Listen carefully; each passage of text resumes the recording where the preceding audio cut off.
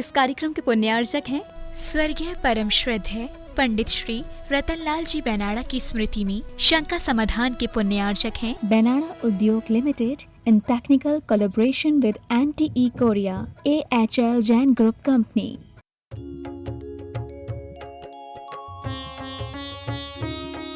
शंका समाधान। बोलिए श्रवण संसदीय नायक प्रातः स्मरणीय संत शिरोमणि परम पूज्य 108 आचार्य गुरुवर विद्यासागर जी महामुनिराज की जय जय जय। बोलिए गुणायतन प्रणेता शंका समाधान प्रवर्तक भावना योग प्रवर्तक प्रखर वक्ता परम पूज्य 108 मुनिवर श्री प्रमाण सागर जी मुनिराज की जय जय जय। बोलिए परम पूज्य 108 मुनिवर श्री अरह सागर जी मुनिराज की जय जय जय। प्रिय बंधुओं, पारस चैनल, जिनवाणी चैनल एवं प्रमाणिक ऐप के माध्यम से प्रसारित होने वाले आज के शंका समाधान ये कार्यक्रम से जुड़े देश एवं विदेश के सभी श्रद्धालुओं का तथा जबलपुर स्थित दयोदय तीर्थ के विशाल प्रांगण में उपस्थित सभी श्रद्धालुओं का मैं दयोदय तीर्थ कमेटी प्रभुआ स्थली और पूर्णायु परिवार की ओर से आप सबों का हार्दिक हार्दिक अभिनंदन करता हूं।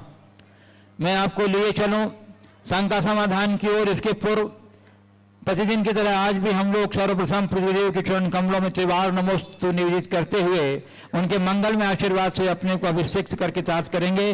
तो हाथ जोड़िए, मस्तक झुकाइए और बोलिए मेरे साथ, नमोस्तु गुरुदेव, नमोस्तु गुरुदेव, नमोस्तु गुरुदेव। बंधुओं, जैसा कि आप लोगों को विदित ही है कि कटनी चातुर्मास के सानन समापना ऐतिहासिक उपलब्धियों पूर्वक हुई।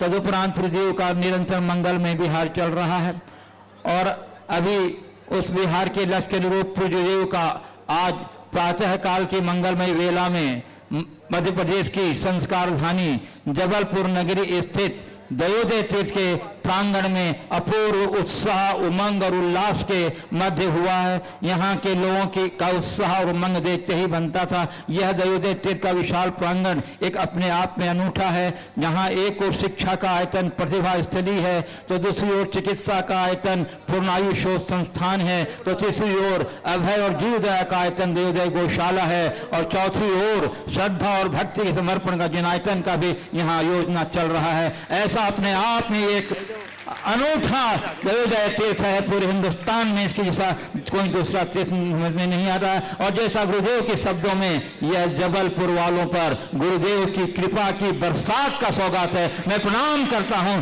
जबलपुर वासियों की भावना, श्रद्धा, शक्ति, समर्पण का। और इसके साथ मैं ले चलता हूं आपको शंका समाधान के पंथ से पूर्व मैं यहाँ के अजित पड़रिया जो कुशल वक्ता हैं और बड़े अच्छे घोषक भी हैं, कुशल मन संचालक भी हैं, वो आगे के कार्यकाल का संपादित करेंगे। श्री अमित जी पड़रिया।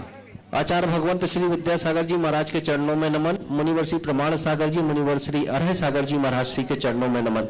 आज के शंका समाधान के सत्र में एक विशिष्ट हस्ती हम सभी के बीच राजनीतिक क्षेत्र से उपस्थित है।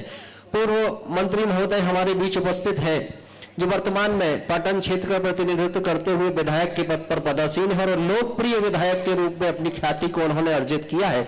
श्री अजय विश्नोई जी हम सभी के बीच हैं। जोरदार तालियों के साथ उन्हें आमंत्रित करें।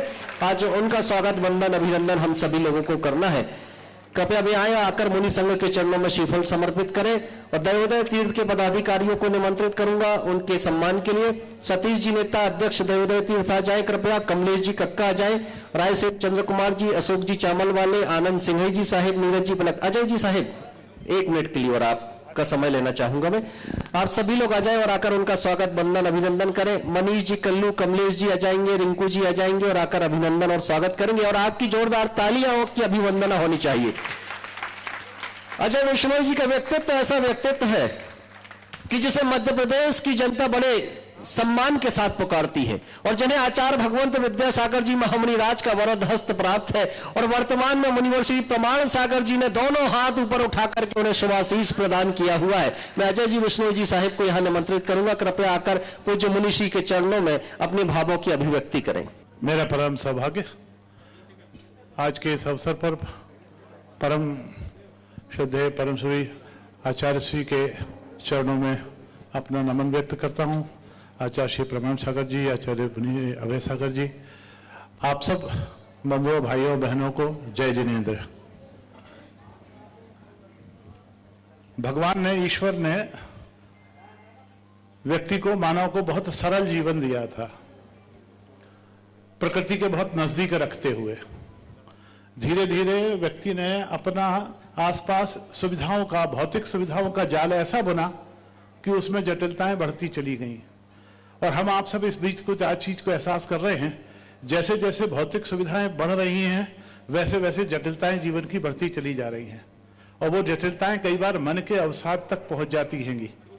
ऐसे अवसर पर यदि मुनि जी का सत्संग मिल जाए और मुनि जी के सत्संग के साथ विचार मिल जाए, और जिस तरीके का मैंने आपके बारे में ख्याति सुनी है, क्या आप सबके मन में आती हैं, शंकाएं आती हैं, उन शंकाओं का समाधान हमारे पास कहीं मिलता नहीं है, और शंकाओं के समाधान नहीं मिलता है तो हम अवसाद की तरफ बढ़ के चले जाते हैं।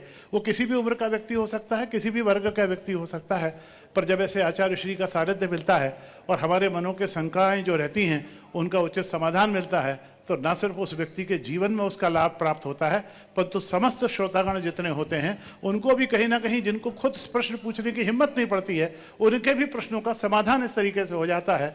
मैं ऐसे सारे प्रयासों के लिए विनम्र पूर्वक प्रमाण करता हुआ अपनी वाणी को विराम दूंगा। धन्यवाद। जय। इसी क्रम में पूर्व मंत्री महोदय के साथ उनके दो ऐसे विशिष्ट सहयोगी हैं जो जैन समाज के मध्य और उनके बीच सेतु का काम करते हैं। अभय जी, अनुश्री, उन्हें आमंत्रित कर रहा हूं, आकर श्रीफल अर्पण करें। मनीष जी, जो कि पूर्व में भारतीय जनता युवा मोर्चा के प्रदेश मंत्री रहे हैं, कृपया वे भी आए और आकर श्रीफल अर्पित करें। और इस बीच डीएसपी परमार जी की उपस्थिति हमारे बीच दर्ज हुई है। प्रातःकाल मुनि श्री का शुभाशीष उन्होंने प्राप्त किया और आज शंका समाधान के कार्यक्रम में उन्होंने अपनी व्यस्तता को भी परे रखकर मुनि श्री के सानिध्य को प्राप्त करने का उपक्रम किया है। मैं आमंत्रित कर रहा हूं, आ जाएं कृपया डीएसपी परमार जी और पूज्य मुनि श्री के चरणों में श्रीफल अर्पण करें और हमारे दयोदय तीर्थ के पदाधिकारी उनका अभिनंदन स्वागत करें। साथ ही चक्रेश मोदी जी, अशोक जी चावल, आनंद सिंह जी, संदेश जी, राय सेठ चंद्र कुमार जी भी आ जाएंगे और दयोदय तीर्थ के सभी पदाधिकारी आ जाएं कृपया। सम्मानीय डीएसपी परमार जी से मैं निवेदन करूंगा, पंकज परमार जी कृपया आ जाएं। आपका अभिनंदन कर हम सभी लोग अनुग्रहित होना चाहते हैं। और इसी बीच पूर्व उपमहाधिवक्ता राहुल जी हमारे बीच उपस्थित हैं, जिन्होंने पूज्य मुनि श्री का शंका समाधान चैनलों के माध्यम से सुना और जीवन में एक बड़ा परिवर्तन सुन करके उन्होंने लाया है अपने जीवन में। आज वो पूज्य मुनि श्री के चरणों में उपस्थित हैं। मैं श्रीफल अर्पण के लिए उन्हें भी निमंत्रित कर रहा हूं, कृपया आ जाएं और आकर पूज्य मुनि श्री के चरणों में श्रीफल अर्पण करें। राहुल जी कृपया आए। और हम पूर्व उप महाधिवक्ता महोदय श्री राहुल जी का भी अभिनंदन और स्वागत करेंगे। हमारे पदाधिकारी दयोदय तीर्थ के अध्यक्ष सतीश जी, नेता कमलेश जी कक्का, मुकेश जी चावल, कमलेश जैन, मनीष जी कल्लू, सभी लोग आ जाएं कृपया और आकर अभिनंदन करें। रिंकू जी आ जाएं, नीलेश जी, सिंटू आ जाएं। राहुल जी एक मिनट, आपका अभिनंदन और स्वागत हम सभी लोग करना चाहते हैं, क्योंकि आपने जो उपलब्धि के जिस शीर्ष पर आप बैठे हैं उससे संपूर्ण समाज का मस्तक गर्व से उन्नत हुआ। एक बार जोरदार तालियां इनके सम्मान में सभी लोग बजा दें। और अब ऐसे युवाओं का अभिनंदन हम 1 मिनट के अंदर करेंगे। जब कटनी से पूज्य मुनिश्री का विहार हुआ तो कुछ युवा साथी निरंतर मुनिश्री के साथ गमन के पथ पर पैदल चलते रहे। हाँ, शंका समाधान के अंतिम सत्र में उनका हम करेंगे। और अब ये मंच जिन तक पहुंचने जा रहा है, मैं 30 सेकंड का समय उनके लिए तो जरूर लूंगा महाराज श्री, क्योंकि आपने भी खदान में से ऐसा हीरा निकाला जो हीरा भले लंबे समय तक खदान में रहा, लेकिन जब बनकर के तैयार हुआ और जिन्हें आपने तराशा, तो तराशने के बाद आज उसकी चमक पूरी दुनिया देख रही है। जब वो बोलते हैं तो लगता ही नहीं है कि उनकी उम्र इतनी बड़ी होगी, क्योंकि जब वो बोलते हैं तो लगता कोई 18 वर्ष का संचालक बोल रहा हो। तो ऐसे हमारे ब्रह्मचारी विमल जी को जोरदार तालियों के साथ आप सभी लोग अभिवंदना उनकी करें और ये मंच उन्हें समर्पित होने जा रहा है। चलिए मैं आपको लिए चलता हूँ शंका समाधान की ओर। और जैसा पूज्य गुरुदेव ने निर्देश दिया है कि आज का यह शंका समाधान कार्यक्रम प्रतिभा स्थली के प्रांगण में आयोजित है, इसलिए विशेष प्राथमिकता प्रतिभा स्थली ज्ञानोदय विद्यापीठ जबलपुर को दी जाएगी और पूर्णायु को दी जाएगी। हमारे पास लिस्ट आई है, लेकिन इसके पूर्व हमारे डीएसपी श्री पंकज परमार जी, जो जबलपुर ट्रैफिक डीएसपी हैं, वो हमारे पास अभी उपस्थित हैं, जिनका हमने सम्मान किया। मैं उन्हें आमंत्रित कर रहा हूं कि प्रथम प्रश्न के द्वारा आज के शंका समाधान का उद्घाटन करें और उसके बाद श्री राहुल जी जैन महाधिवक्ता, पूर्व महाधिवक्ता, वो तैयार रहेंगे अपने प्रश्न के लिए। हो। आचार्य श्री के चरणों पे सत सत नमन, जय जिनेंद्र। सबसे पहले मैं राहुल भाई साहब को तहे दिल से शुक्रिया अदा करना चाहता हूं कि उन्होंने मार्ग प्रशस्त किया कि आपके आशीर्वाद मुझे मिला। मेरा प्रश्न ये था गुरुजी कि कार्य करने के दौरान बहुत तीव्र गुस्सा आ जाती है, तो क्या है, उसको कैसे दूर किया जाए? देखिए, बात सही है, कई लोगों के साथ ऐसी दुर्बलता होती है, वे अपने भावनात्मक वेग को नियंत्रित नहीं कर पाते, जबकि हमें अपनी भावनाओं पर नियंत्रण रखने की क्षमता विकसित करनी चाहिए। क्योंकि जो लोग कार्य करते समय अपना संतुलन खो देते हैं, वो अपना कार्य ठीक तरीके से संपादित नहीं कर पाते। उसके लिए एक उपाय आपको बताता हूँ, और भावना योग का बड़ा अनुभव सिद्ध प्रयोग है। आप एक कमांड अपने मन को दीजिए। ऐसे पूरी भावना योग करें तो बहुत अच्छा है, मैं अवसर के अनुरूप यहाँ एक आध बार कराऊंगा भी, लेकिन आप एक कमांड अपने मन को दीजिए, मुझे शांत रहना है, मुझे शांत रहना है, मुझे शांत रहना है, मुझे संयम रखना है, मुझे संयम रखना है, मुझे संयम रखना है। ये वाक्य आप एकांत में बैठे और कम से कम 108 बार दोहराएं। अपने मोबाइल की रिंगटोन में ये डाल दें, अपनी गाड़ी में इसकी चिट लगा लें, अपनी टेबल पर लिख के रख लें, अपने शयन कक्ष में रख लें। जब जब आपका ध्यान जाए, मुझे शांत रहना है, मुझे संयम रखना है, तो इसका एक चमत्कार होगा। चमत्कार क्या होगा? ये वाक्य आपके सबकॉन्शियस माइंड में जाकर के एकदम सेट हो जाएंगे। तो जो भी अभी हमारी प्रवृत्तियां होती है सबकॉन्शियस में, पुराने जो संस्कार भरे हैं, वे कॉन्शियस माइंड के माध्यम से होते। तो जब ये बात आप अपने अवचेतन मन में गहरे स्तर पर बैठा देंगे, तो जब भी आपका संतुलन बिगड़ने को होगा, आपके मानस पटल पर ये वाक्य उभरेगा, मुझे शांत रहना है, मुझे संयम रखना है। आप कुछ ही दिनों में लगातार आप 90 दिन तक ये प्रयोग कीजिए, आप अपने भीतर एक बहुत बड़ा चमत्कार घटित कर लोगे और खुद महसूस करोगे। प्रयोग कीजिए। श्री राहुल जैन, अधिवक्ता, पूर्व उप महाधिवक्ता। नमस्ते महाराज, मेरा आपसे यह प्रश्न है कि अनेकांतवाद और स्यातवाद ये दोनों एक ही वस्तु हैं या भिन्न हैं, और इनसे क्या तात्पर्य है? बहुत अच्छा सवाल आपने किया है। अनेकांत और शादवाद ये दो अलग अलग शब्द हैं, लेकिन जब हम अनेकांतवाद और शादवाद की बात करते हैं तो दोनों एक है। सबसे पहले दोनों शब्दों को हम समझें। अनेकांत क्या है? अनेकांत दो शब्दों के मेल से बना है, अनेक और अंत। अनेक यानी एक से अधिक, अंत यानी वस्तुगत धर्म। जैन दर्शन के अनुसार संसार की प्रत्येक वस्तुएं परस्पर विरोधी अनंत धर्म युगलों का पिंड है। जैसे हम किसी भी व्यक्ति को देखें, अपने स्वयं को देखें, तो हम बचपन से लेकर अब तक के अपनी अवस्थाओं को देखते हैं तो हमें सब अलग अलग दिखाई पड़ते हैं, लेकिन जब हम अपनी अनुभूतियों को देखते हैं तो हमें सब एक दिखता है। तो हम एक भी हैं, अनेक भी हैं। मैं केवल समझाने के लिए बोल रहा हूँ। संसार के प्रत्येक वस्तु के साथ ये स्वाभाविक रूप से समाहित है, परस्पर विरोधी अनंत धर्म युगल है। जैसे एक ही परमाणु में जहां आकर्षण शक्ति है, वहीं विकर्षण शक्ति भी अपना स्थान बनाए हुए। तो ऐसे परस्पर विरोधी धर्मयुक्त वस्तु को जानने की दृष्टि का नाम है अनेकांत दृष्टि। और शादवाद दो शब्दों के मेल से बना है। शाद यानी शायद और वाद यानी कथन करना। शाद यानी कथनचित, किसी दृष्टि से, किसी विवक्षा विशेष से। वाद यानी कथन करना। समझ गए?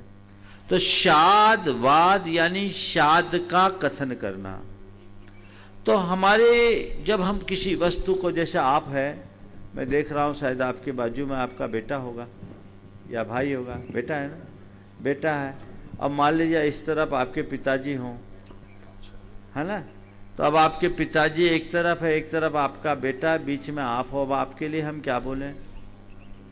इनके सापेक्ष से हम इनके पुत्र रहेंगे और इनके सापेक्ष से हम इनके पिता रहेंगे। आपके पास कोई एक शब्द है जो दोनों का रिलेशन बता सके? नहीं। समझ गए? बस इसी का नाम शादवाद है। जो एक को गौण और एक को मुख्य करके अपना कथन करता है, उसका नाम शादवाद है। तो जब आप अपने पिता को प्रमुख बनाओगे तो आप बेटे बन जाओगे, और जब आपका बेटा प्रमुख होगा तो आप पिता बन जाओगे। तो ये शादवाद का मतलब है परस्पर विरोधी धर्म युगलों का कथन करना। किस तरीके से कथन करना, समझ गए? तो शाद का कथन करना शादवाद। नमस्ते। नमस्ते बंधु, आज हमारे बीच दिल्ली से श्री मिदुल जी गुणायतन ट्रस्टी और श्री आशीष जी जैन दिल्ली शिरोमणि शिक्षक गुणायतन यहाँ उपस्थित हैं। मैं उन्हें आमंत्रित कर रहा हूँ, वे पधारें और अपनी जिज्ञासा गुरु जी को सामने प्रस्तुत करें। श्री मिदुल जी एवं श्री आशीष, शिरोमणि शिक्षक गुणायतन। और बंधु, इसके बाद तैयार रहेंगे श्री आदेश जैन, एडीजे EOW भोपाल। गुरुदेव और बोलिए उनके साथ श्रीमती आभा जैन, डिप्टी कमिश्नर, सत्येंद्र जैन, जेनिन जैन, GST। गुरुदेव के चरणों में मेरा और मेरी परिवार की तरफ से त्रिबार नमोस्तु नमोस्तु नमोस्तु। गुरुवर, मेरी ये शंका है कि कल नया साल का दिन 1 जनवरी दिल्ली में बहुत धूमधाम से आज की रात बनाई जाती है, जिसमें नवयुवकों के लिए ये प्रश्न है, और जो यंग बच्चे हैं 15, 16, 17 साल के, ये बहुत जश्न बनाते हैं, और इनसे कहो कि नया साल ये कुछ नहीं है तो ये लोग मानते नहीं है। तो मैं बस इतना पूछना चाहता हूँ, तो ये नया साल जो 1 को बनाया जाता है, 1 जनवरी को, तो इस पे क्या करना चाहिए ताकि नवयुवकों को और अपने जो यंगस्टर्स हैं उनको पता चले? तो इस पे प्लीज शंका कीजिए। देखिए, 9 वर्ष की जो बात है ये एक व्यवहारिक बातें हैं। हमें 9 संवत्सर के रूप में यदि 1 जनवरी को लोग मनाए तो आपत्ति जैसा नहीं लगता, क्योंकि आज हमारे देश में विक्रम संवत के हिसाब से संवत मनाने की परंपरा है।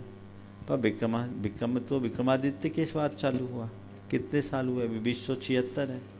इससे पहले भी तो संवत था, उससे पूर्व वीर निर्माण था, तो भगवान महावीर को भी 2600 वर्ष के करीब हुए, उससे पहले भी था।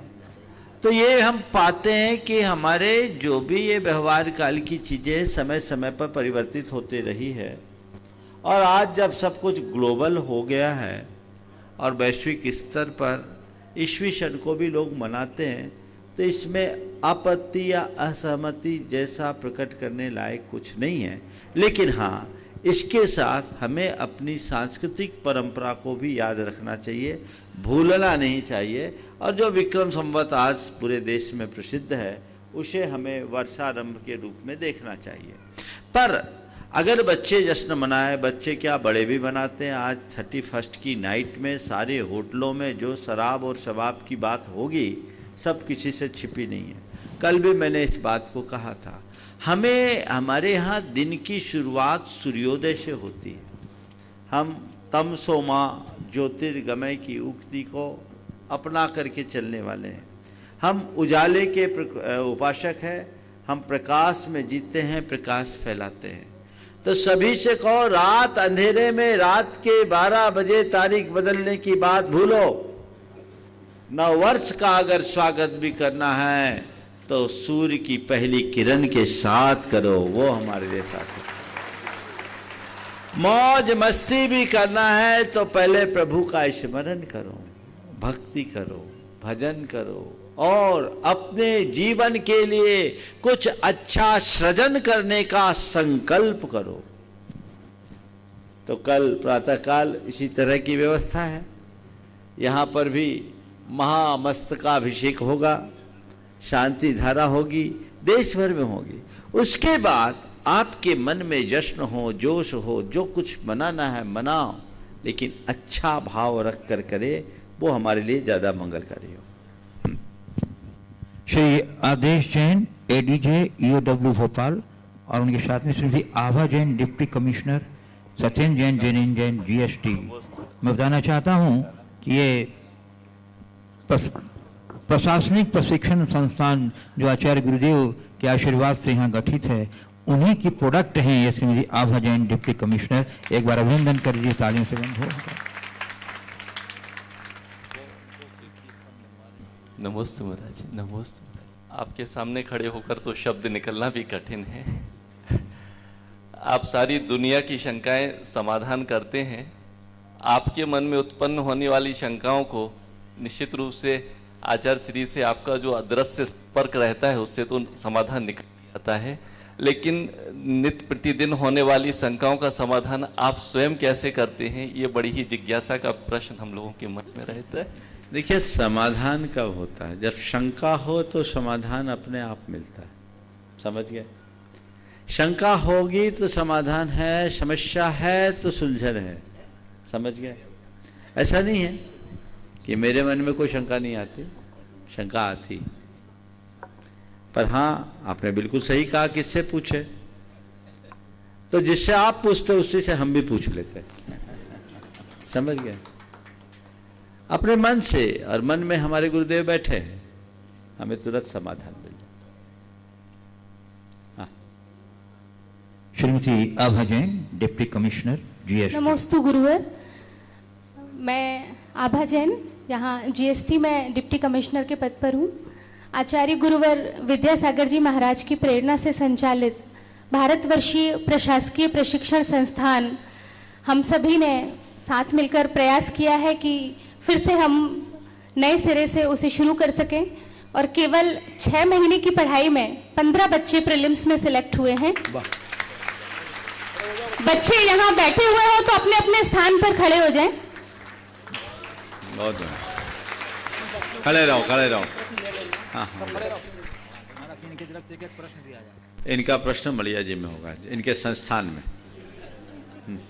बोलो। हाँ बोलो। हाँ बस गुरुवर, हमारा ये प्रयास है। हाँ, आप कुछ बोल रही? ये गुरुदेव की बहुत दूरदर्शी सोच की अभिव्यक्ति है। मुझे मालूम है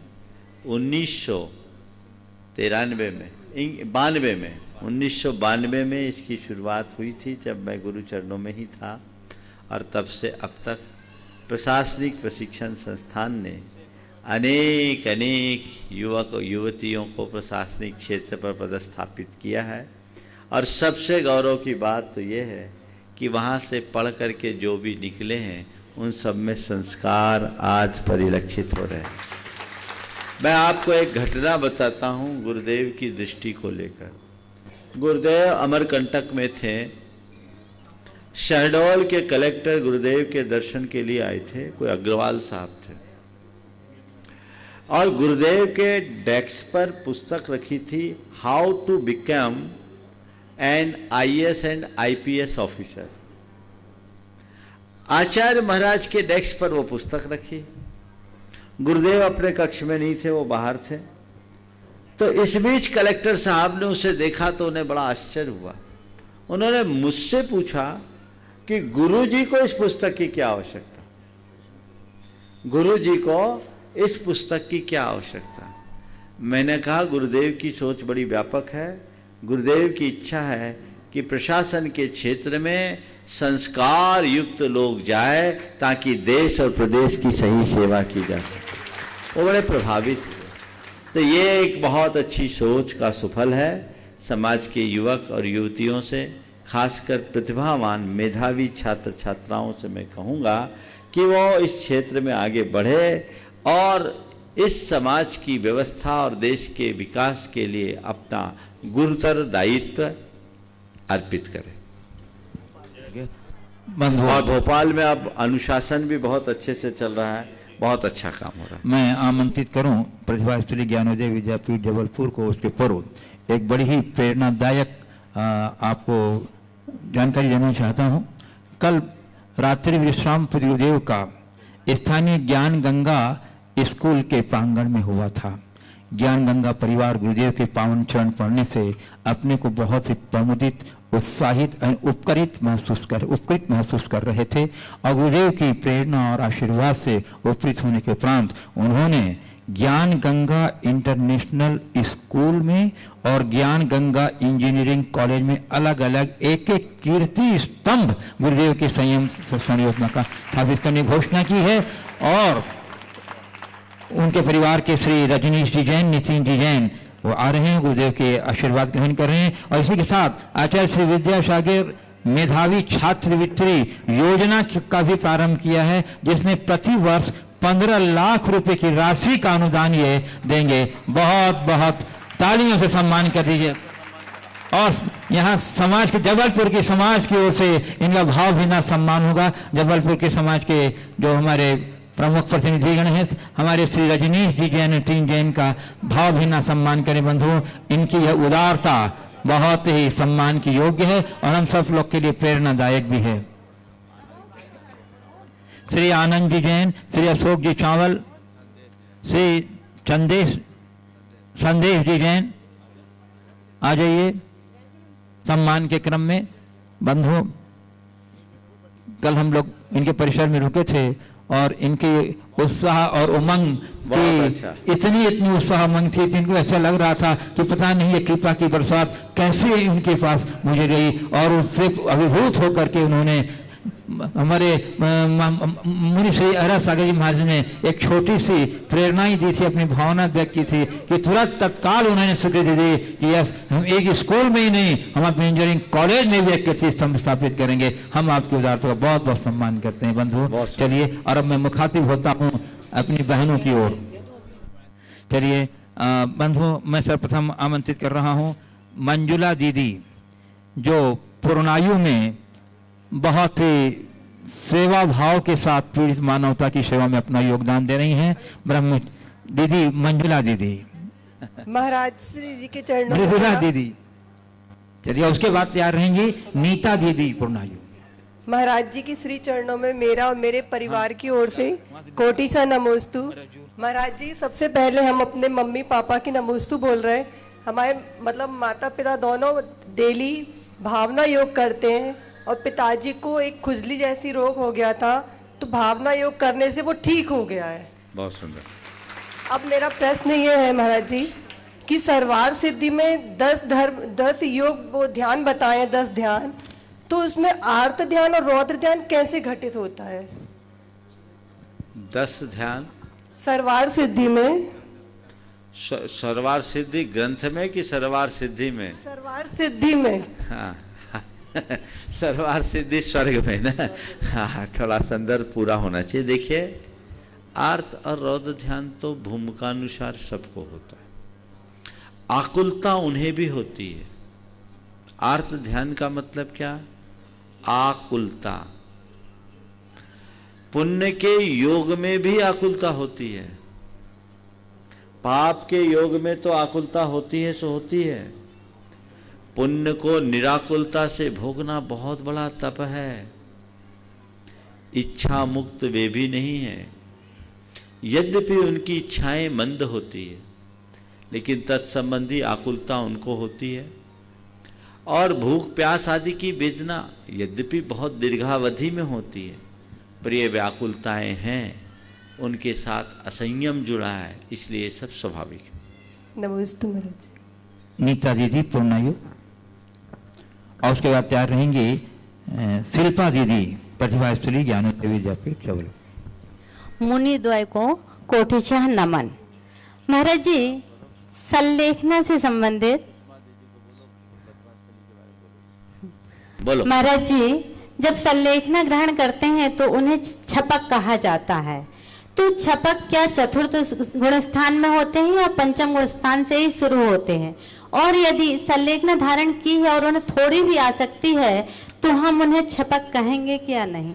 देखिए, संलेखना एक साधना है और जो साधना कर रहा है वो साधक श्रावक है, और वह चाहे व्रती हो या व्रती, उसे छपक संज्ञा देनी होगी। हाँ, यदि उसके परिणाम बिगड़े हैं तो वो उसका अतिचार होगा, लेकिन संज्ञा तो उसकी छपक की ही हो। नमस्ते महाराज। शिल्पा दीदी और बाद अंतिम दीदी तैयार रहेंगी। महाराज श्री के चरणों में नमोस्तु। महाराज श्री, हमारा प्रश्न है कि मल्लीनाथ भगवान का जीव जब एक वचनिका में महाराज श्री के प्रवचनों में बैठे हुए थे तो उसमें श्रावक के गुणों का वर्णन हो रहा था, तो सब पूरा वर्णन होने के बाद उन्होंने महाराज श्री के पास जाके निवेदन किया कि हमें कोई नियम दे दीजिए। तो वो उन्होंने 12 तप वगैरह और श्रावक के जो रात्रि भोजन है, देव पूजन है, ये कोई भी नियम नहीं दिया। उन्होंने कहा सबसे पहले आपको यदि कोई नियम का पालन करना है तो हमारे शास्त्रों में 7 स्थानों में मौन का वर्णन किया गया है। तो उनकी शुरुआत अखंड ब्रह्मचर्य और तीर्थंकर प्रकृति सारी जो भगवान बने वो मल्लीनाथ भगवान की 7 स्थानों में मौन से हुई है। तो ये सुन के पढ़ के बड़ा मतलब अद्भुत अचंभा हुआ कि पहली प्रमुखता 7 स्थानों में मौन की कैसे हो गई महाराज जी? देखिए, कथाएं हैं और कथा उपकथाओं में बहुत सारी चीज़ें ऐसी होती है जो कथाकार किसी बात विशेष की महिमा को बढ़ाने के लिए भी उल्लेखित करते हैं। यद्यपि मौन एक बहुत बड़ी साधना है और श्रावकों को 7 स्थानों पर मौन रखने का विधान है। मौनम सप्त स्थानम, भोजन, बमन, मलमूत्र विसर्जन, आवश्यकों का पालन, रति कर्म करने में, और जहाँ पाप कार्य की संभावना हो, और एक बचा पूजन के समय, इस समय मौन रखना चाहिए। ये एक मौन की महिमा है। आपने मल्लीनाथ पुराण पढ़ा है, ये भट्टारकों की कृति है। मल्लीनाथ पुराण का जो मूल रूप है उत्तर पुराण में है, वहाँ से इसको एक बार मिला लीजिएगा।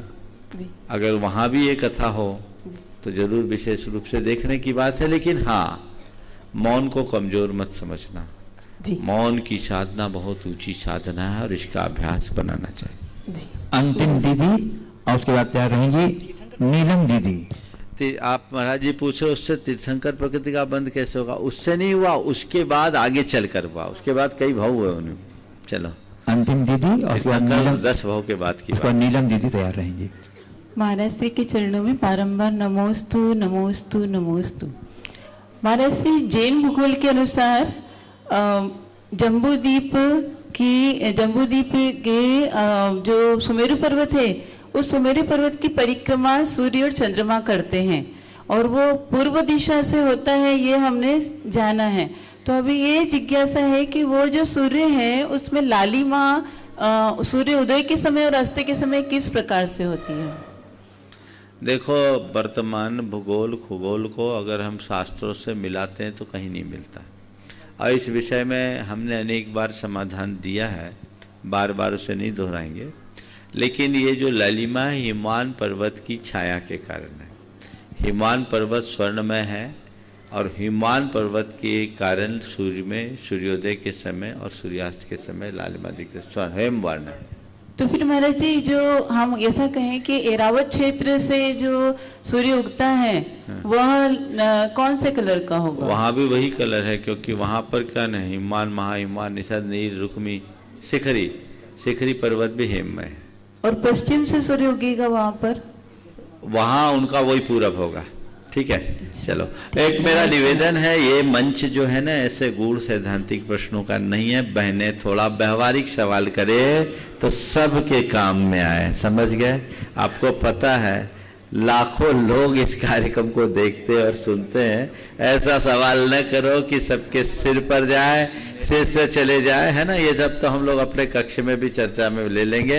तो ऐसे सवाल करिए जो सबको अच्छा संदेश पहुंचाए। नीलम दीदी और उसके बाद तैयार रहेंगी ज्ञान ज्योति दीदी। पूज्य श्री मुनि जी के चरणों में बारंबार नमोस्तु नमोस्तु नमोस्तु। महाराज श्री जी, जब भी ज्ञान सागर महाराज जी का समाधि दिवस मनाया जाता है तो आचार्य महाराज जी एक ही बात कहते हैं कि आप लोग कहते हैं कि गुरु महाराज को 45-46 साल हो गए हैं, लेकिन हम तो उन्हें हमेशा अपने पास ही महसूस करते हैं। महाराज जी, जब आप बहुत समय बाद 16-17 साल बाद महाराज जी के दर्शन, आचार्य श्री के दर्शन किए, तो 16-17 पलों के लिए भी आचार्य श्री आपसे उन दिनों में दूर नहीं रहे। महाराज जी, जब ज्ञान आचार्य श्री अपने गुरु महाराज को इतने नजदीक रखते हैं, आपने उनको इतने नजदीक इतने सालों में पाया, तो हम अपना जीवन ऐसा कैसे बनाएं कि गुरु महाराज हमेशा हमारे जीवन में बहुत समीप रहे, ऐसा महसूस करें महाराज जी। देखिए, बात ऐसी है, अध्यात्म की जो साधना है वो वैयक्तिक है और गुरु का सानिध्य नितांत भावनात्मक है। अगर हमारा भावनात्मक लगाव किसी के साथ जुड़ गया तो उनकी उपस्थिति का एहसास हर पल अपने आप बना रहता है। एक नीति का श्लोक है, दूरस्थोपि अदूरस्थ यो यस्य मनसि स्थितः। दूरस्थोपि अदूरस्थो यो यस्य मनसि स्थितः यो यस्य हृदये नास्ति समीपस्थोपि दूरतः। जो हमारे मन में स्थित है वो दूर रहने के बाद भी पास होता है, और जो मन में नहीं है वो बाजू में होने के बाद भी दूर रहता है। जी महाराज जी। तो ये श्रद्धा है, भक्ति है। हमने अपने गुरु को अपने जीवन के परम आदर्श के रूप में अपने हृदय में बिठाया हुआ है, तो हर पल उनके पास होने का एहसास है, सोचने की बात ही नहीं है। जी महाराज। और ये संस्कार हम सबको गुरु से ही मिले, तो बस हमें यही परंपरा का प्रवाह आगे बढ़ाना चाहिए। जी महाराज जी। नीलम दीदी, ज्ञान ज्योति दीदी, ज्ञान ज्योति दीदी और उसके बाद तैयार रहेंगी राजेश दीदी। नमोस्तु महाराज जी, नमोस्तु महाराज जी, नमोस्तु महाराज जी। महाराज जी, इस समय पे ऑनलाइन क्लासेस चल रही हैं, तो बच्चे घर में बैठकर पढ़ाई कर रहे हैं, तो ऐसे में अभिभावकों का क्या कर्तव्य है बच्चों के प्रति? देखिए, बात सही है। इस महामारी के दौर में बहुत सारी व्यवस्थाएं बदली है और अभी सब ऑनलाइन पढ़ाई चल रही है। ये एक अच्छा पहलू है, लेकिन अभिभावकों को चाहिए कि बच्चों की पढ़ाई के प्रति ध्यान दे और देखें कि बच्चे पढ़ रहे हैं कि नहीं पढ़ रहे हैं। ये सोच करके लापरवाही न रखें कि चलो बच्चे व्यस्त हैं, हम भी अपने आप में बिजी रहें। उन्हें ध्यान देना चाहिए, क्योंकि जब प्रत्यक्ष पढ़ाया जाता है, खासकर छोटे क्लास के बच्चों को, तो उनको पढ़ाने वाले अध्यापक और शिक्षकगण उन पर ध्यान दे देते।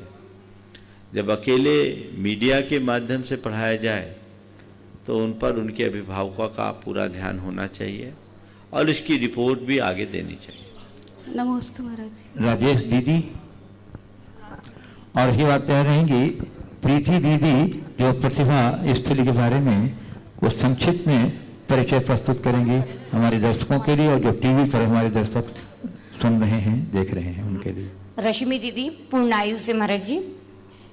राजा सैनिक तीर्थंकर प्रकृति का बंद किया महाराज जी, और छायक सम्यक दर्शन हुआ, तो उनको महाराज के पादमूल में हुआ कि भगवान के पादमूल में हुआ? भगवान के पाद। प्रीति दीदी। नमस्कार अरिहंत को, सेतु को मत मात, आचार्यों को विनय से, उपाध्याय के साथ। सर्व साधु को नमन हो, मंगल कर में काज, विद्यासागर जी करे मेरे उर पर राज। बोलिए 1008 श्री आदिनाथ भगवान की, संत शिरोमणि आचार्य गुरुवंशी विद्यासागर जी महाराज की, परम पूज्य 108 श्री प्रमाण सागर जी महाराज की, परम पूज्य 108 श्री अरह सागर जी महाराज की, पूजनीय श्री दृढ़मती माता जी की, पूजनीय श्री आदर्शमती माता जी की, आचार्य आरिका संघ की। परोपकाराय वहन्ति नद्यः, परोपकाराय फलन्ति वृक्षः, परोपकाराय दुहन्ति गावः, परोपकाराय सताम विभूतयः। जैसे ये प्रकृति के सारे अंग परोपकार के लिए जीते हैं, वैसे ही सज्जनों की, संत पुरुषों की अपना अस्तित्व परोपकार के लिए होता है। ऐसे ही इस युग के संत शिरोमणि आचार्य गुरुवंशी विद्यासागर जी महाराज ने परोपकार के लिए, समाज कल्याण के लिए, देश की उन्नति के लिए एक बीज दयोदय की मिट्टी में बोया 2006 में। हम सब प्रतिभा मंडल की बहनें दीक्षा की भावना लेकर के उनके चरणों में गए थे और उन्होंने हमें एक संकल्प रूपी दीक्षा दी छात्राओं को संस्कारित करने की, और वो ही दयोदय में प्रतिभा स्थली ज्ञानोदय विद्यापीठ के रूप में आज बीज में से वटवृक्ष होकर के लहला रहा है। 40 छात्राओं से 2006 में प्रतिभा स्थली ज्ञानोदय विद्यापीठ जबलपुर में शुरुआत हुई थी छात्राओं को संस्कारित करने की। वो आज प्रतिभा स्थली केवल एक नहीं, एक प्रदेश में नहीं, एक स्थान पर नहीं, आज 5 प्रतिभा स्थली डोंगरगढ़ में, रामटेक में, ललितपुर में, इंदौर में, ऐसे 5 स्थानों पर आज प्रतिभा स्थली में छात्राएं गुरुदेव के आशीर्वाद से संस्कारित हो रही है। और 40 छात्राओं की जहां से शुरुआत हुई थी, वहां आज करीब 2000 छात्राएं गुरुदेव के आशीर्वाद से संस्कारित हो रही। ये प्रतिभा स्थली ज्ञानोदय विद्यापीठ, आवश्यकता क्या थी इसकी? विद्यापीठ तो बहुत सारी है। गुरुजी का कहना है कि जो विद्या दी जाती है अन्य विद्यालयों में, उसमें तकनीकी का अध्ययन होता है, तो विद्या के द्वारा अर्थोपार्जन तो सिखाया जाता है, लेकिन इस विद्या का सदुपयोग कैसे किया जाए, इससे जीवन का निर्वाह तो सिखाया जाता है। लेकिन गुरुदेव की भावना थी कि विद्या के द्वारा जीवन का निर्माण हो, इसलिए इस प्रतिभा स्थली ज्ञानोदय विद्यापीठ की स्थापना की गई। इस विद्यापीठ में हिंदी माध्यम जो हमारी राष्ट्रभाषा है उसका अध्ययन करवाया जाता है, और साथ साथ में हमारी प्राचीन भाषा संस्कृत और अंग्रेजी भाषा का भी यहाँ पर अध्ययन करवाया जाता है। सभी प्रकार की कलाएं जो जीवन उपयोगी है यहाँ पर दी जाती है, और इसके साथ साथ हस्तशिल्प, हथकरघा, चरखा और सिलाई, कढ़ाई, बुनाई, जो भी कलाएं स्वावलंबन के लिए आवश्यक है, वो सारी कलाएं यहाँ सिखाई जाती है।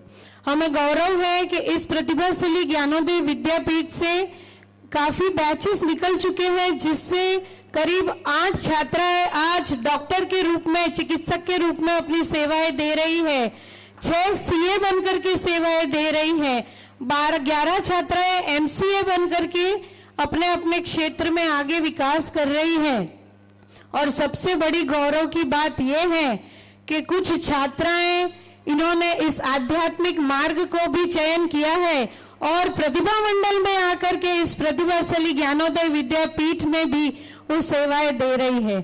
आचार्य श्री का भाव था कि यहाँ से जो भी छात्राएं निकले वो समाज, केवल अपने लिए नहीं, समाज के लिए जीवन जिए, देश के कर्तव्यनिष्ठ नागरिक बने, और आगे चल करके अगर बन सके तो आरिका का रूप भी धारण करके वो अपने जीवन का कल्याण कर सके। तो ऐसा ये आचार्य श्री का प्रकल्प, जिसमें हम सब बहनों को सेवा करने की सेवा करने का सौभाग्य मिला और इन सब के पीछे पूजनीय व आदर्शमती माता जी का बहुत हमें सानिध्य, चरण सानिध्य मिला और उनके आशीर्वाद से और गुरुदेव की परम कृपा से आज ये प्रतिभास्थली ज्ञानोदय विद्यापीठ छात्राओं को संस्कारित करने का पुनीत कार्य कर रही है।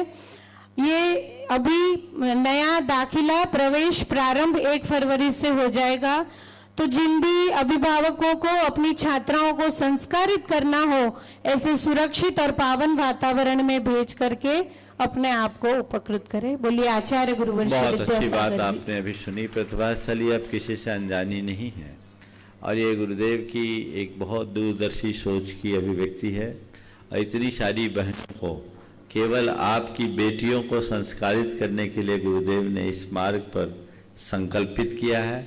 निश्चित हमें ऐसे संस्थानों में अपने बच्चों को भेजकर उन्हें संस्कार युक्त शिक्षा देकर एक अच्छी पीढ़ी को आगे बढ़ाने के लिए संकल्पित होना चाहिए। साथ ही पूर्णायु का प्रकल्प भी अपने आप में बड़ा श्रेष्ठतम प्रकल्प है, जहाँ आकर गुरुदेव ने कितनी अच्छी बात कही। अमर तो संसार में कोई नहीं है, लेकिन यहाँ आए तो वो आयु पूर्ण करके जाए, अधूरी आयु में न जाए। स्वस्थ चिकित्सा बहुत अच्छी, और पूर्णायु का अभी 2 वर्ष भी नहीं हुए हैं, बहुत अच्छा नाम चल रहा है और बहुत अच्छे चिकित्सक यहाँ जुड़े हुए हैं। मैं चाहूँगा आने वाले समय में, अभी आप शेष समय पूर्णायु के चिकित्सकों को बुलाएं, डॉक्टर माली के नेतृत्व में वे अपनी बात रखें। डॉक्टर मृत्युंजय माली जो यहाँ के मुख्य चिकित्सा पदाधिकारी हैं, उनके साथ ब्रह्मचारी रोहित भैया और भी जो कुछ उनका दल है वो कृपया यहाँ उपस्थित हों। बंधु पूर्णायु शोध संस्थान जो है ये चिकित्सा जगत में एक बहुत क्रांतिकारी दूरदर्शितापूर्ण देन है आचार्य गुरु की, और खासकर व्रतियों के लिए तो एक बहुत बड़ा वरदान है। हम व्रतियों के पास बड़ी समस्या थी चिकित्सा की, जिसके लिए पूर्णायु ने बहुत उस बड़ी कमी पूरा किया है। आ जाइए डॉक्टर मृत्युंजय माली, ब्रह्मचारी रोहित भैया। बोले संश्रोमणि आचार्य गुरु विद्यासागर जी महामुनि राज की, पूज्य प्रमाण सागर जी महामुनि राज की, पूज्य अरह सागर जी महामुनि राज की। आज कर लो, परिचय कर देना।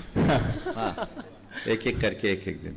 महाराज जी, हम लोग इसका स्वर्ण प्राशन का परिचय दे रहे हैं, पूरा कैसे बनता है। आज पूरा हम लोग ने प्रैक्टिकल रखा है इसको पूरा बनते हुए। संक्षेप में बताओ। कल स्वर्ण प्राशन है, 9 वर्ष के दिन सबको है, सबको लाभ लेना चाहिए। कहते हैं स्वर्ण प्राशन लेते रहो तो आपको वैक्सीनेशन की जरूरत नहीं पड़ेगी। बाकी चर्चाएं कल, सवाल कर लो। क्वेश्चन नहीं है, चलो आगे बोलो विमल जी। एक प्रश्न है हमारा छोटा सा महाराज जी। सुना है स्वाध्याय में ऐसा आता है कि एक निश्चित संख्या है जो मिथ्या दृष्टि तो होते हैं लेकिन भद्र परिणामी होते हैं। तो बताते हैं कि यहाँ से मरण के उपरांत सीधा विधवा में उनका जन्म होता है। तो ऐसे कैसे परिणाम भाते होंगे, वो ऐसे भद्र परिणाम उनके क्या रहते होंगे, उसका थोड़ा सा। हर जीव के अपने अपने योग्य परिणाम होते हैं, जिसकी जैसी भवितव्यता होती वैसी उसकी परिणति हो जाती। बस मैं एक ही बात कहूँगा, विदेह जाने की बात मत करो, विदेह बनने की बात करो। हम तो अनंतों बार विदेह जा चुके हैं, विदेह बनने की दृष्टि रखो। नमस्ते बंधुओं, आज हमारे बीच वर्णी दिगंबर जैन गुरुकुल के अधिष्ठाता बाल ब्रह्मचारी दिनेश भैया जी, तिलोक जी भैया जी और कई लोग उपस्थित हैं। हाँ, तिलोक भैया अपनी जिज्ञासा प्रस्तुत करेंगे पूरे संस्थान की, इस गुरुकुल की ओर से। 31 दिसंबर 2019 से 31 दिसंबर 2020 तक मैं समय आपके बीच में रहा। इस काल में कुछ लोग कोरोना से मरे, लेकिन बहुत लोग बचे हैं। बचने वाले ज्यादा हैं, मरने वाले कम हैं। फिर भी महाराज सारे लोग मुझे कोस रहे हैं कि समय बेकार था, ये साल बेकार था। मेरा प्रश्न है समय की ओर से कि हमने जो सुख दुख पाया वो भाग्य से पाया कि समय से पाया। नमोस्तु महाराज। इसके बाद हमने जो सुख दुख पाया वो भाग्य से पाया या समय से पाया। देखो, हमारे जीवन के जो भी सुख दुख है, न वो समय पर निर्भर है न भाग्य पर निर्भर है। हमारे जीवन के सुख दुख के में संयोग एक बहुत बड़ा कारक है। और संयोग को समय से और भाग्य से हटकर देखना चाहिए। जब हम दर्शन की दृष्टि से विचार करते हैं तो दैववाद और कालवाद से ऊपर होता है कर्मवाद। हमारे जीवन में जो भी परिणतियां होती है उसमें दैव का भी योग है, काल का भी योग है, कर्म का भी योग है, भवितव्यता भी है और स्वभाव का भी योग है। ये सब मिलकर के संयोग बनाते हैं। तो इस वर्ष में जो कुछ भी घटा है वह सब एक संयोग मान करके चलना चाहिए। और एक दो बार मैंने अपने शंका समाधान में भी कहा, ये कोरोना से जो संक्रमण हुआ है वो कर्म के कारण नहीं, नो कर्म के कारण हुआ है। विषाणु नो कर्म है। जो आज भी मास्क लगा के रहे, अपनी इम्यूनिटी को अच्छी बना कर रखे, दूरियां बना करके चले, उसको कोरोना क्या करेगा? तो ये तो नो कर्म है। आपको जहर पी ले और कहे मैं मेरा कर्म होगा तब मैं मरूंगा, तो ऐसा नहीं है। जहर पियोगे तो मरोगे ही मरोगे। तो हमें कर्म के साथ नो कर्म से भी बचना चाहिए। हाँ। अरहंत जैन, बिट्टू जैन जो कटनी से आए हैं, बंधुओं बताना चाहता हूं कि पूज्य के कटनी चातुर्मास को संपन्न करने में अरहंत जैन, बिट्टू जैन ने बहुत उल्लेखनीय योगदान दिया है और गुरुदेव के पद विहार में कटनी से लेकर अभी तक अद्यतन बहुत सक्रियता से अपना योगदान दे रहे हैं। उनके उत्साह की, उनके समर्पण की जितनी प्रशंसा की जाए बहुत कम है। संभवतः कल उनका जन्मदिन भी है। इस अवसर पर वो गुरुदेव के चरणों में विशेष रूप से नमन करते हुए अपनी जिज्ञासा प्रस्तुत कर रहे हैं। और उसके बाद तैयार रहेंगे इंजीनियर प्रत्युष और मंजुला जैन रायपुर। गुरुवर के चरणों में त्रिबार नमोस्तु नमोस्तु नमोस्तु गुरुदेव। गुरुदेव बचपन से लेके आज तक हर वर्ष अपना जन्मदिन मनाते आए हैं, पर इसे मनाने का सही तरीका क्या है? कृपया मार्गदर्शन दीजिए। देखो, जन्मदिन कैसे मनाए मैं अनेक बार बोल चुका हूँ, फिर भी आज आपने पूछा है तो फिर से बताता हूँ अत्यंत संक्षेप में। जन्मदिन मनाओ, भारतीय तरीके से मनाओ। जन्मदिन मनाना वर्ष डे मत बनाना। जन्मदिन मनाना, जन्मदिन और बर्थडे में अंतर है। बर्थडे मनाते आप लोग कैंडल बुझाते हैं, केक काटते हैं, ये सब कुछ नहीं करना। जन्मदिन मनाना है तो भारतीय परंपरा के अनुसार मनाओ। सुबह से उठो, सबसे पहले भगवान की पूजा आराधना करो और उस दिन अभय दान का काम करो। गौशाला में जाकर के गायों की सेवा करो, अपने हाथ से चारा खिलाओ और अनाथालय आदि में जाकर के जीव दया का कार्य करो। और घर में एक जगह बैठकर उस दिन उतने दीप जलाओ, कैंडल मत बुझाओ। और केक काटने का काम बंद करो। केक भारतीय मिठाई नहीं है। हमारे यहाँ का सबसे अच्छा मिष्टान है मोदक, लड्डू। उतनी लड्डू बांटो, लड्डू खाओ, लड्डू खिलाओ। हाँ, जिससे मन मुदित हो जाए उसका नाम मोदक है। जो मन को प्रसन्नता से भर दे वो मोदक है। ये पद्धति जन्मदिन मनाने की होनी चाहिए। इंजीनियर प्रत्युष मंजुला जैन रायपुर और उसके बाद प्रतिभा स्त्री छात्राओं की ओर से पूजा जैन, जया जैन।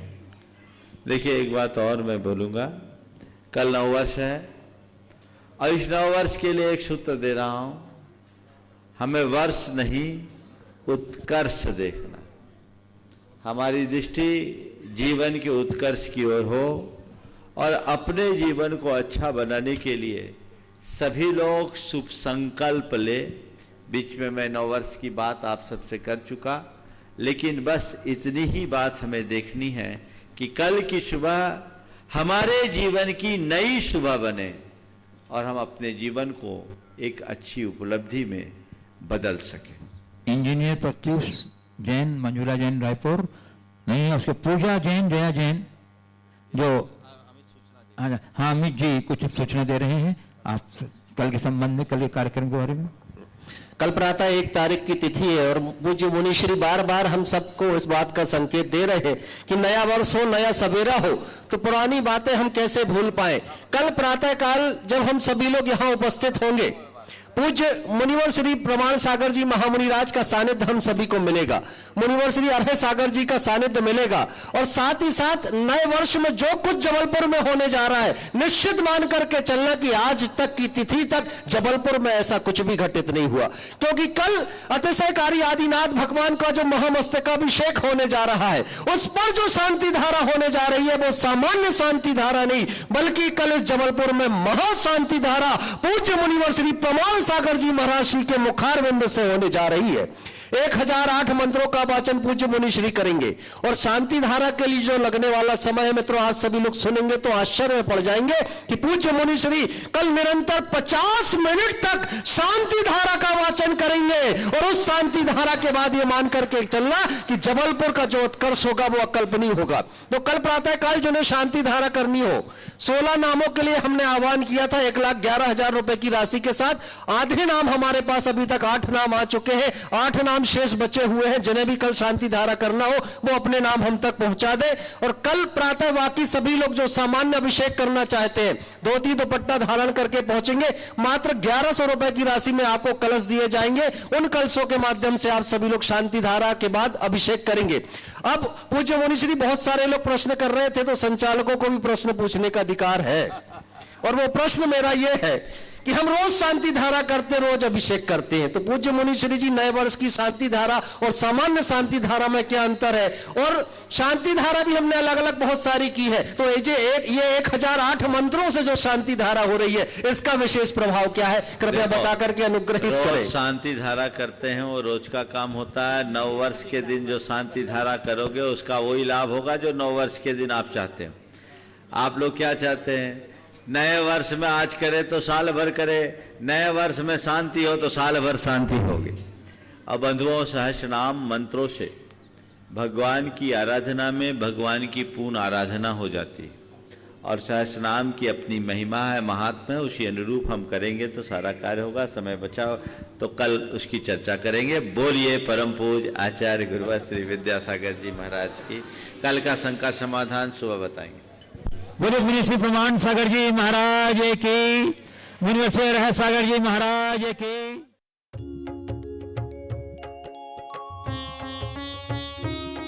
शंका समाधान।